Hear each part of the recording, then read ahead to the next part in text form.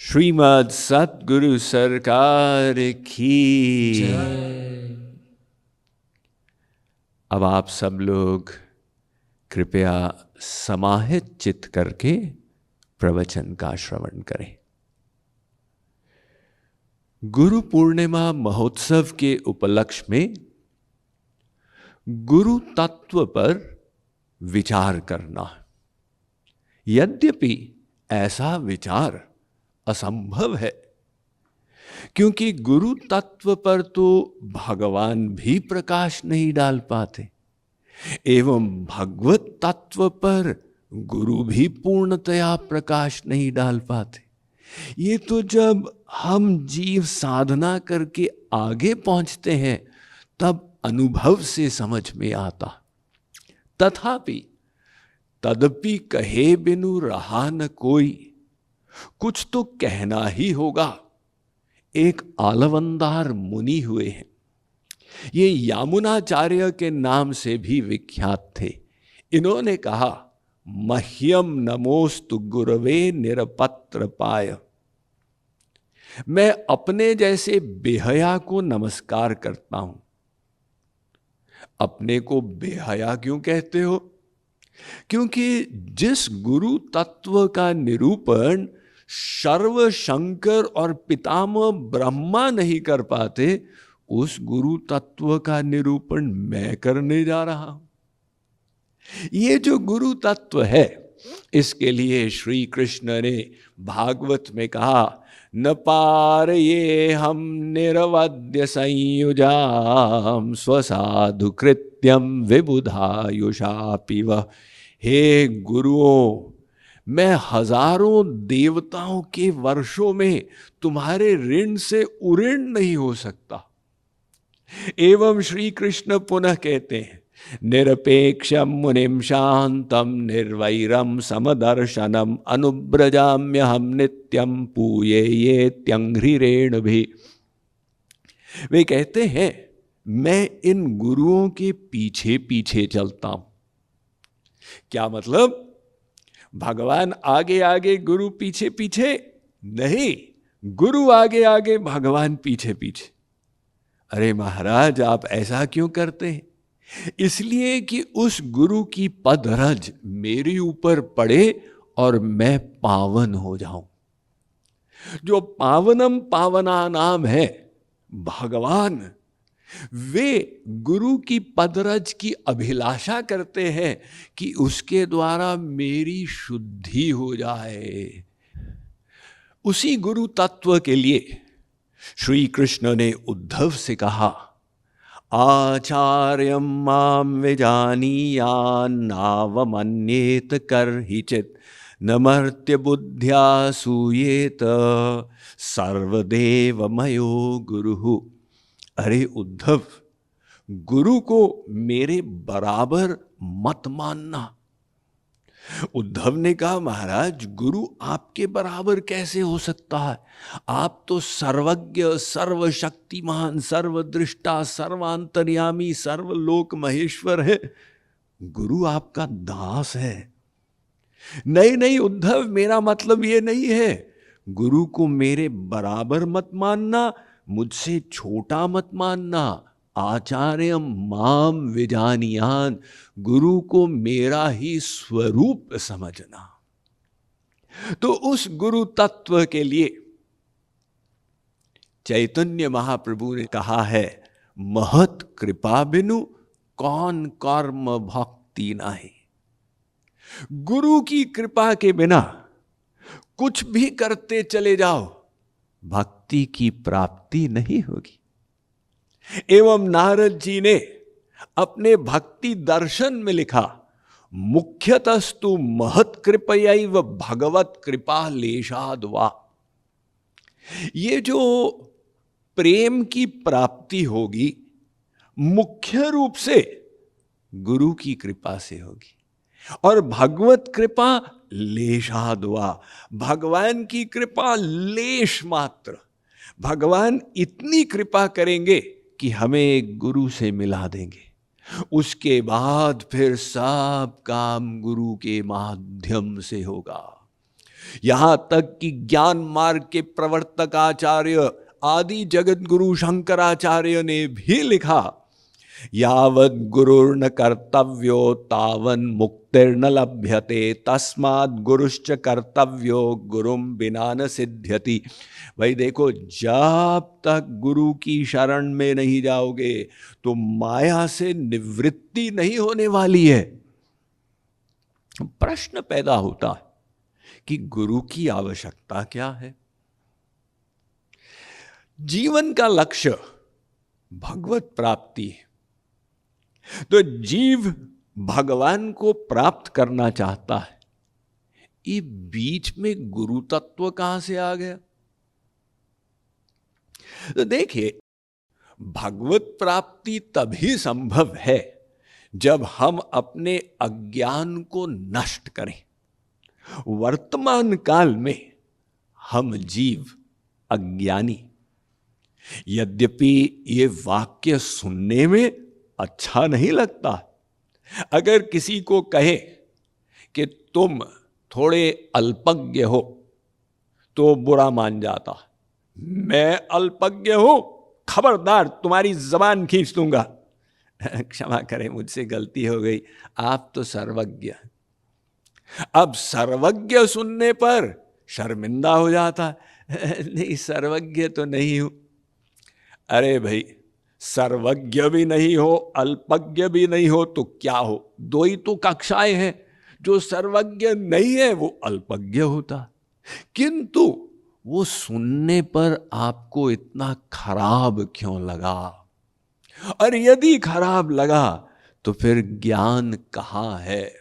ज्ञान तो तब कहलाएगा यदि गौतम बुद्ध के समान हमारी प्रतिक्रिया हो। गौतम बुद्ध के पास एक व्यक्ति आया और भयंकर गाली देने लगा। गौतम बुद्ध चुपचाप सुनते चले गए।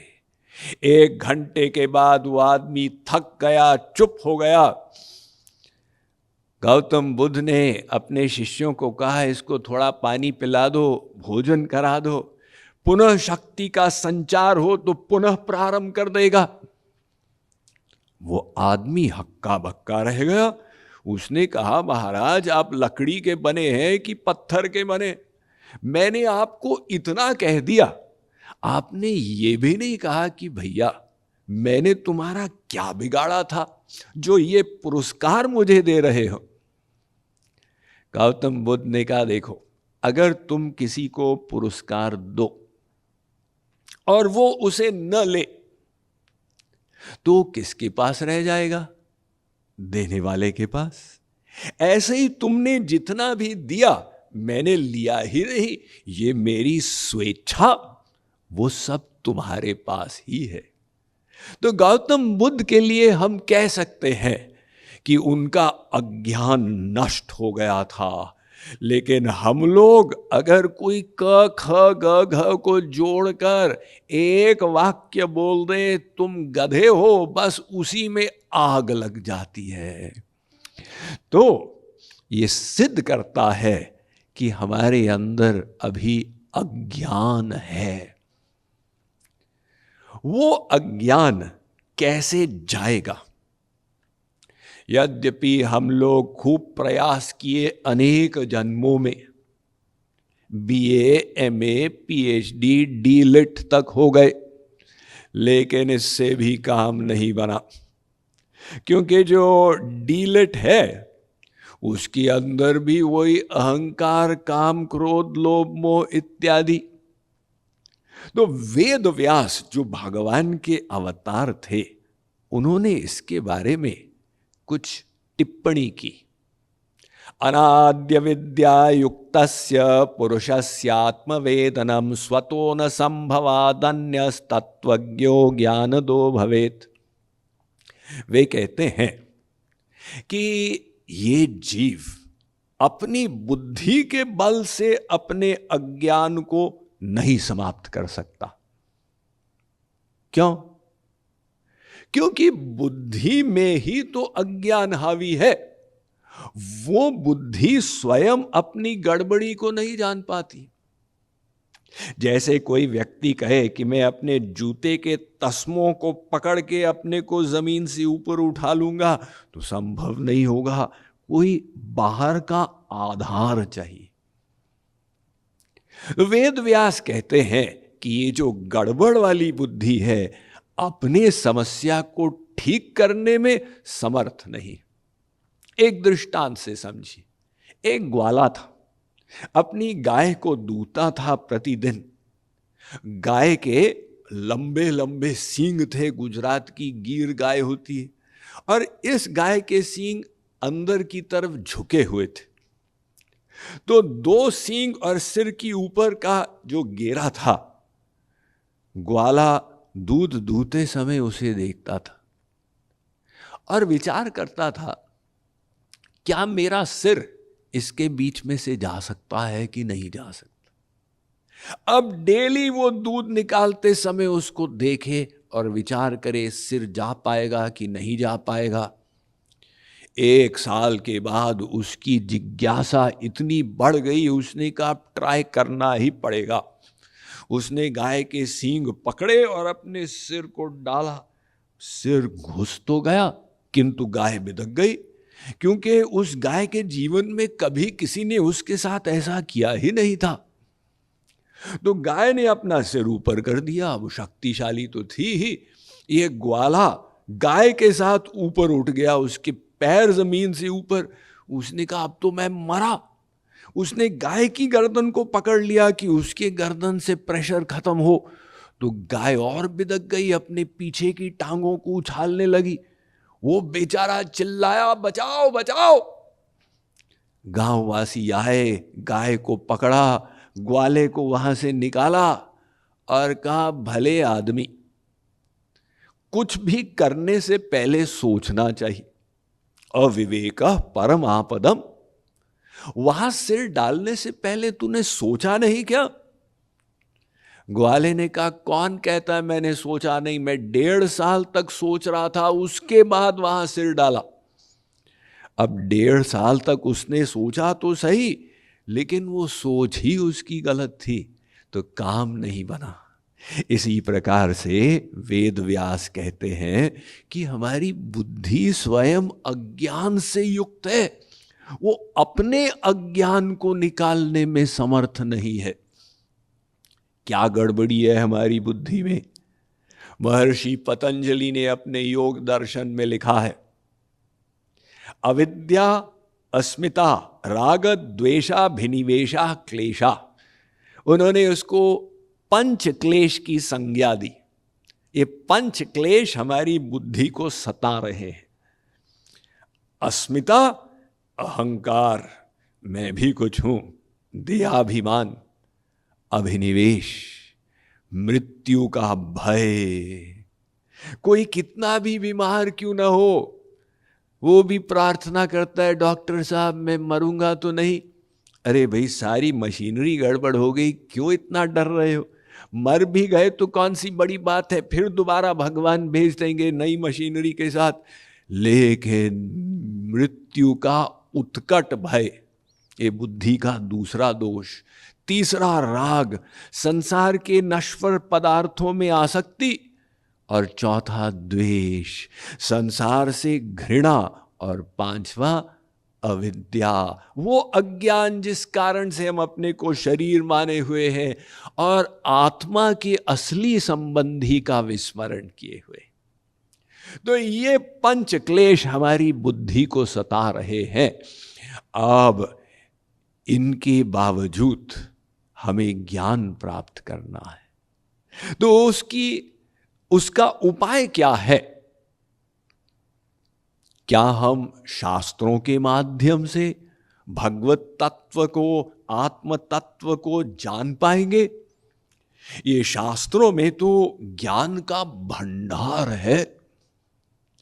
हमारे सनातन धर्म में अनेक शास्त्र हैं। 4 वेद, ऋग्वेद, यजुर्वेद, सामवेद, अथर्ववेद, और इन्हीं के 4 उपवेद, अर्थवेद, धनुर्वेद, गांधर्व वेद, आयुर्वेद, और फिर 6 वेदांग शिक्षा, कल्प, व्याकरण, निरुक्ति, छंद और ज्योतिष, और फिर 2 इतिहास, रामायण एवं महाभारत, और महाभारत के अंतर्गत गीतोपनिषद, भगवत गीता। इसके आगे आते हैं 18 पुराण। जैसे भागवत पुराण है, ऐसे ही नारद पुराण, वराह पुराण, पद्म पुराण, ये सात्विक पुराण है 6। फिर राजसिक पुराण, ब्रह्म पुराण, ब्रह्मांड पुराण, ब्रह्म वैवर्तक पुराण, भविष्य पुराण इत्यादि। और फिर 6 पुराण ये तमोगुण के अंतर्गत कहलाते हैं। स्कंद पुराण, लिंग पुराण, सूर्य पुराण, अग्नि पुराण, शिव पुराण इत्यादि। इसके बाद आते हैं षड दर्शन। 6 ऋषि मुनियों ने 6 दर्शन लिखे। महर्षि जैमिनी ने लिखा मीमांसा दर्शन, महर्षि वेदव्यास ने लिखा वेदांत दर्शन, ब्रह्म सूत्र, महर्षि गौतम ने लिखा न्याय दर्शन, महर्षि कणाद ने लिखा वैशेषिक दर्शन, महर्षि कपिल द्वारा प्रवर्तित सांख्य दर्शन, और महर्षि पतंजलि द्वारा प्रतिपादित योग दर्शन। इसके बाद नंबर आता है स्मृति शास्त्रों का। जैसे मनुस्मृति का नाम सबने सुना है, इसके समान 100 स्मृति ग्रंथ हैं। विष्णु स्मृति, पराशर स्मृति, याज्ञवल्क्य स्मृति, वाधूल इत्यादि। और फिर सैकड़ों निबंध, ये ट्रीटीज जो ऋषि मुनियों ने लिखे। और ये पूरी परंपरा, इसे कहते हैं निगम। इसी के समान एक अन्य परंपरा है जिसे कहते हैं आगम, जिसमें शैव तंत्र, तंत्र शास्त्र इत्यादि आते हैं। तो ये निगम आगम हमारी वैदिक वांग्मय, इन सब के द्वारा हम ज्ञान प्राप्त कर सकते हैं, ऐसा लगता है, किंतु ऐसा है नहीं। क्योंकि ये वेद जो है विरोधाभास का भंडार है। वेदस्य चेश्वरात्मत्वात् तत्र मुह्यन्ति सूरयः। वेदवाणी भगवान के समान दिव्य है, इसलिए सामान्य व्यक्ति की क्या कहे, देवी देवता भी इसके द्वारा भ्रमित हो जाते हैं। वेदो नारायण साक्षात, ये साक्षात भगवान का ही वांग्मय स्वरूप है। इसलिए श्री कृष्ण ने उद्धव से कहा, किम विधत्ते किमाचष्टे किमनूद्य विकल्पयेत इत्यस्याम हृदयं यस्य नान्यो मद्वेद कश्चन। अरे उद्धव, ये वेद जो है, इसका रहस्य क्या है, इसका प्रतिपाद्य विषय क्या है, इसका तात्पर्य क्या है, इसको मेरे अतिरिक्त और कोई नहीं जान पाता। क्योंकि एक तो वेदवाणी अलौकिक, ये परोक्षवाद है, यानी शब्दार्थ कुछ और, भावार्थ कुछ और। वो भगवान के लिए ही ले तो इतने सारे नाम आए हैं। कहीं पर देव शब्द आया है ब्रह्म के लिए, यस्य देवे परा भक्ति। कहीं इंद्र शब्द आया है, स्वस्ति न इंद्रो वृद्धश्रवाः। कहीं पर प्राण शब्द आया है, यौ प्राणस्य प्राणः। कहीं पर अव्याकृत शब्द आया है, कहीं पर आत्मा शब्द। ऐसा विचित्र, ऐसा अद्भुत ये वेद है। और एक एक शब्द के अनेक अनेक अर्थ। न वारे पत्यो कामाय पति प्रियो भवत्यात्मनस्तु कामाय पति प्रियो भवति। आत्मा वारे दृष्टव्यो श्रोतव्यो मंतव्यो निदिध्यासितव्यो मैत्रेयी। यहां पर आत्मा शब्द 2 बार आया। पहली बार जीव के लिए, दूसरी बार भगवान के लिए। तो बेचारा जीव क्या समझे कि कौन से शब्द का कहां क्या अर्थ निकलता। अब देखिए, वेद व्यास ने 18 पुराण लिखे और हर पुराण में परात्पर तत्व को अलग प्रकार से वर्णित किया। भागवत में कहा कृष्णस्तु भगवान स्वयं, श्री कृष्ण परात्पर तत्व हैं। शिव पुराण में कहते हैं कि सब तो शिव जी की आराधना करते हैं, शिव से बड़ा कोई नहीं है। विष्णु पुराण में कहते हैं कि सब विष्णु के ही अवतार हैं। देवी भागवत पुराण में लिखा है कि देवी अंतिम तत्व हैं। तो इन सब को कोई पढ़े और कहे कि एक वेद व्यास ने ये सब पुराण लिखे, क्या वेद व्यास पागल हैं या मैं पागल हूं? तो वेद व्यास तो पागल है नहीं, ये भगवान के अवतार हैं, किंतु उस वेद को समझने का हमारे पास सामर्थ्य नहीं। इसलिए वही वेद कहता है आचार्यम माम विजानियान, हमारे रहस्य को एक आचार्य के, एक गुरु के माध्यम से समझो। अथर्ववेद का मुंडकोपनिषद कहता है तद विज्ञानार्थम स गुरुमेवाभिगच्छेत समित पाणि श्रोत्रियम ब्रह्मनिष्ठम। तद विज्ञानार्थम, उस भगवान को जानने के लिए, स गुरुमेवाभिगच्छेत, गुरु की शरण में जाओ। वो गुरु कैसा हो? श्रोत्रिय ब्रह्मनिष्ठ, यानी वेद शास्त्रों का ज्ञाता भी हो और स्वयं भगवत प्राप्ति कर चुका हो। यही बात भागवत में आई है। तस्माद् गुरुं प्रपद्येत जिज्ञासु श्रेय उत्तमम शाब्दे परे च निष्णातम ब्रह्मण्युपशमाश्रयम्। वेद व्यास जी लिखते हैं कि भाई देखो, अगर हमें कोई ऐसा गुरु मिल जाए जो शब्द ब्रह्म और पर ब्रह्म दोनों में निष्णात है, तो फिर हमारी जो माया निवृत्ति और भगवत प्राप्ति की समस्या है वो समाप्त हो जाएगी। और गीता में श्री कृष्ण ने कह दिया तद विद्धि प्रणिपातेन परिप्रश्नेन सेवया उपदेक्ष्यन्ति ते ज्ञानम ज्ञानिनस् तत्वदर्शिनः। अर्जुन, श्री कृष्ण कह रहे हैं मेरा ज्ञान एक तत्वदर्शी के माध्यम से होगा। तुम उस तत्वदर्शी की शरण में जाओ और प्रणिपात, प्रणाम करो, परिप्रश्नेन, जिज्ञासु भाव से प्रश्न करो, सेवया, उसकी सेवा करो, तो वो तुम्हें ज्ञान कराएगा, क्योंकि उसने तत्व का अनुभव किया हुआ है, वो तत्वदर्शी है। और रामायण में तुलसीदास जी महाराज ने लिख दिया गुरु बिनु भवनिधि तरई न कोई। भाई देखो, बिना गुरु के इस भव सागर को कोई पार नहीं कर पाएगा। तो तुलसीदास जी महाराज, अगर कोई बहुत ऊंचा साधक है, क्या उसको भी गुरु की आवश्यकता पड़ेगी? तुलसीदास जी महाराज जानते थे कि ये प्रश्न उठेगा, तो उसी चौपाई में आगे लिखते हैं जो वेरंची शंकर सम होई।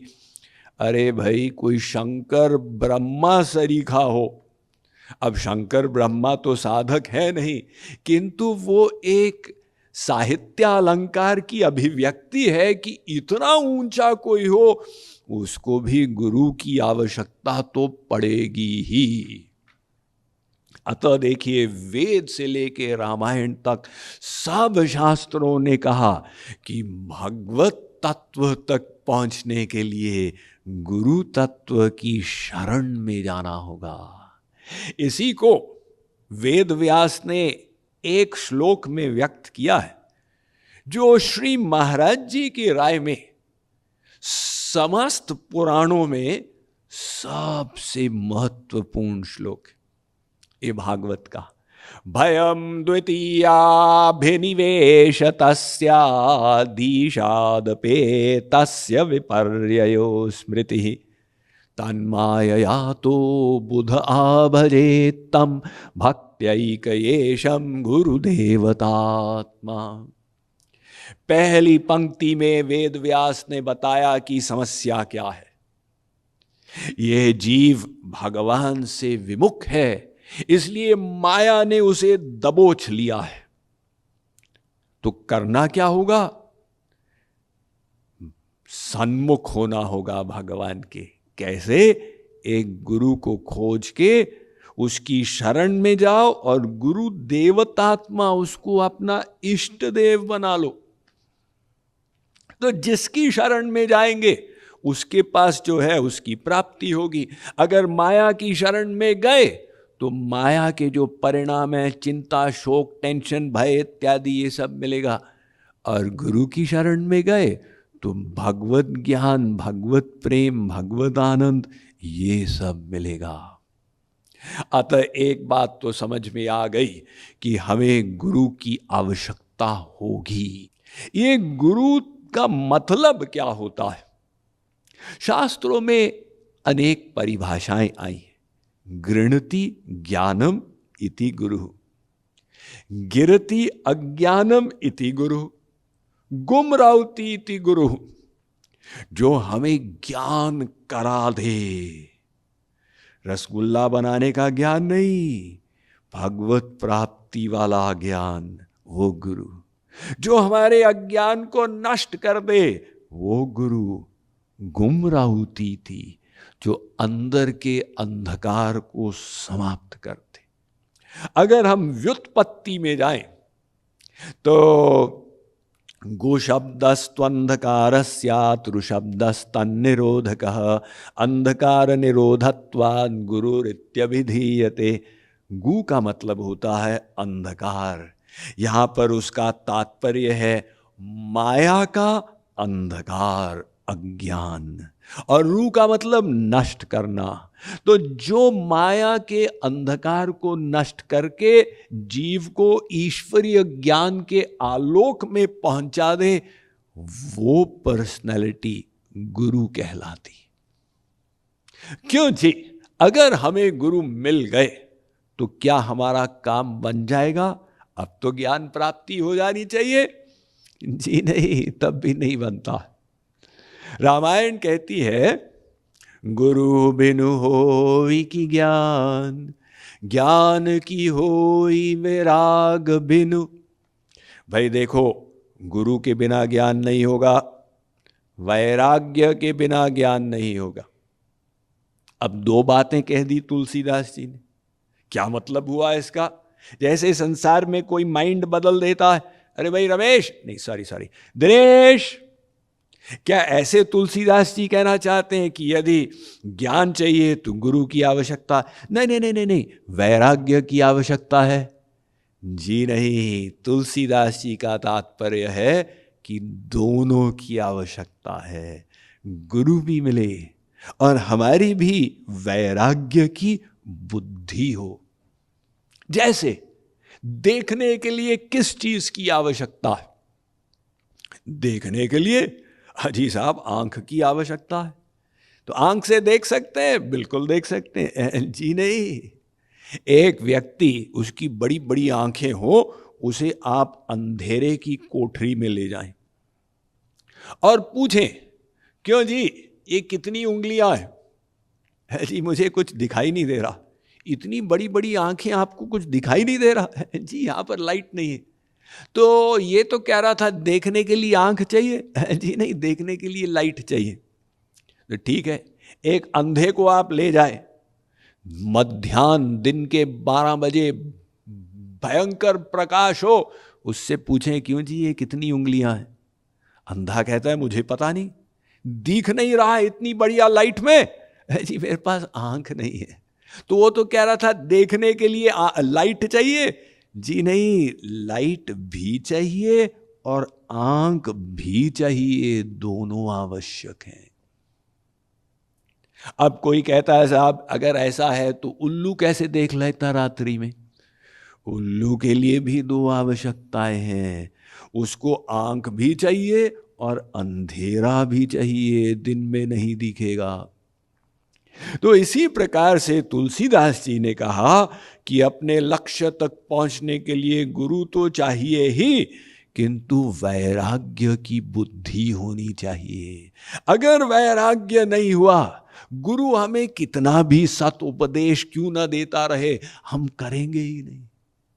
बस कह देंगे गुरु जी ने प्रवचन बहुत बढ़िया दिया तो कुछ करो। नहीं नहीं, हमने पास करा दिया, गुरु जी को नंबर दे दिए, बहुत बढ़िया प्रवचन दिए उन्होंने। तो देखिए इससे तो काम बनेगा नहीं।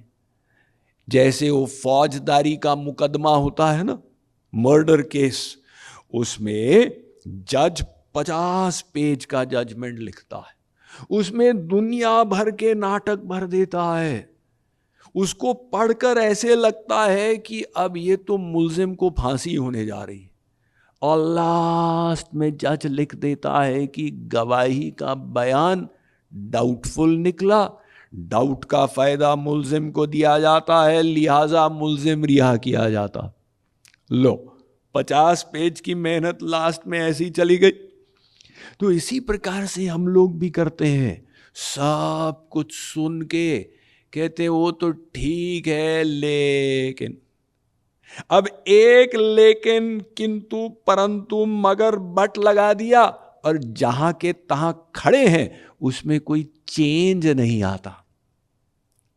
तो वो चेंज जब तब आएगा जब हमारा निश्चय होगा कि संसार में सुख नहीं है, तब जाकर भूख पैदा होगी, और तब जाकर हम फिर गुरु की शरणागति करेंगे। तो वेद आदि की कथा है गुरु आयोधौम्य और शिष्य आरुणि की, जो हमारे श्री महाराज जी के बहुत प्रिय थी ये कथा।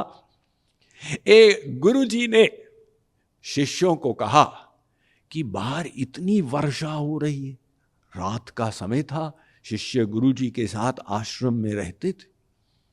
गुरु जी ने कहा कि भाई हमारे आश्रम की जो धान की खेती है, तो ऐसे वर्षा के पानी का प्रवाह भी तीव्र होगा। वो मिट्टी की मेड़ होती है खेत में, उसको तोड़ के बह रहा होगा। जाओ देखो कहीं मेड़ टूटी हो, उसे बांध कर आओ। अब एक शिष्य गया, उसने देखा यहां पर टूटी है, वहां मिट्टी डाली, किंतु पानी का प्रेशर इतना था कि वो सब मिट्टी तो बह गई। वो वापस आया, गुरुजी मुझसे तो हुआ नहीं। दूसरा शिष्य गया, तीसरा गया, अब इतने में गुरुजी भी सो गए। लास्ट में एक शिष्य था आरुणि, उसने कहा गुरुजी की इच्छा है, इसे पूरा करना ही होगा।